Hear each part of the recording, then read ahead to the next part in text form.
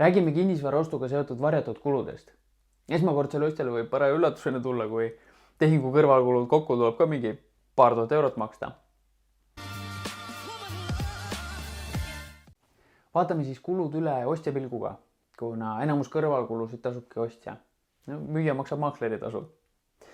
Esimene kulu, mis tuleb, on hindamise akt.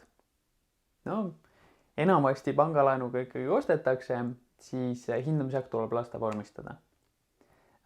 Olen varsemalt veidi ka siin rääkinud, hindamise akt algab kuskil 190 eurost kuni 270 euroni. Majade puhul circa 300 eurot. Akt sai tehtud, laenu teile lubati, nüüd tuleb laenuleping allkirjastada. Kohe uued kulud peale. Tuleb laenulepingu tasu.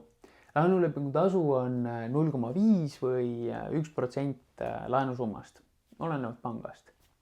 Siin kindlasti jälgige, siin on üks koht, kus natukene saab säästa.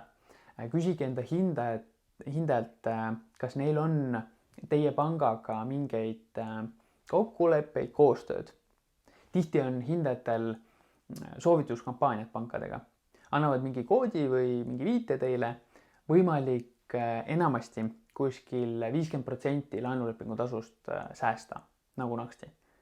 See 50% on siin päris arvestatav summa. Edasi tuleb tehing ja notaritasu.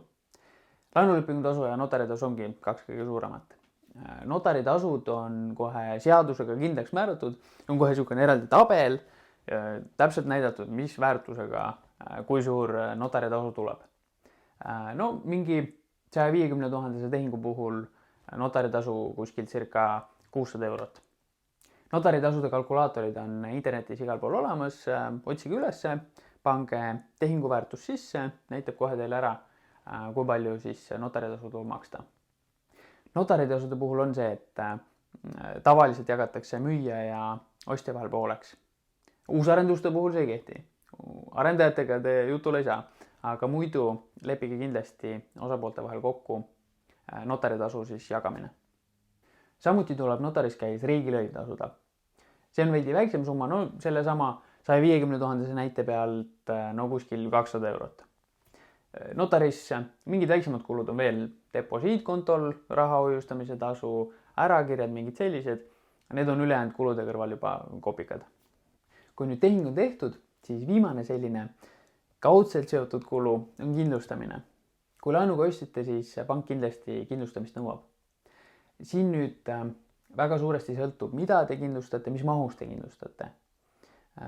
On see uues majas, vanas majas, ahjuküttega, keskküttega, võtate seal kogu riskikindlustuse, võtate veel koduse varakindlustuse ka peale ja nii edasi. Ja kindlasti, kui te pangaga ostsite, siis pank üritab suunata endaga kindlustama, aga seda ei saa kunagi kohustada. Et eks siis siin saate ka ise vaadata ja võrrelda, mis teie jaoks mõistlikum on. Kõigi kulude jaoks on kalkulaatorid olemas. Vaadake enne tehingut järgi, et mis hetkel, millised summad peavad olemas olema. Igasugused kõrvalkulud kokku võivad sellise keskmise tehingu puhul kuskil 2-3 tuhat eurot tähendada. Selline sai tänane saade. Tänan vaatamast. Vajutage subscribe, proovin iga nädal sellist kasulikku infot teieni tuua. Aga näeme siis jälle. Seniks. Tšau!